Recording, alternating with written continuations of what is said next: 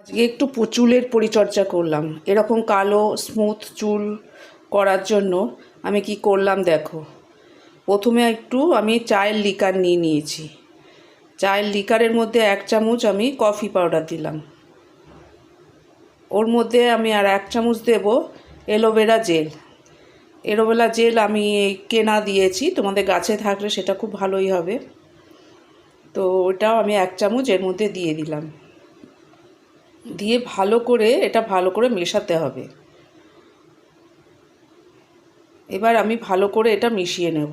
এইটা যদি চুলে লাগানো হয় চুলটা কালো হয়, চুল পড়া কমে, আর খুশকি হয় না, চুলটা অনেকটা স্মুথও হয়। আমি একটা এরকম তুলো নিয়ে তুলোর মধ্যে ভিজিয়ে চুলের স্কাল্পে লাগাবো। গোড়ায় গোড়ায় এরকম করে আমি পুরো মাথায় আমি লাগিয়ে নেব। এরকম সীতা করে তুলোটা ভিজিয়ে আমি লাগিয়ে নিয়েছি। লাগিয়ে এটা 30 মিনিটের মতন রেখে দিলেও হবে। তারপর আমি 30 মিনিট রাখার পর মাথায় শ্যাম্পু করেছি।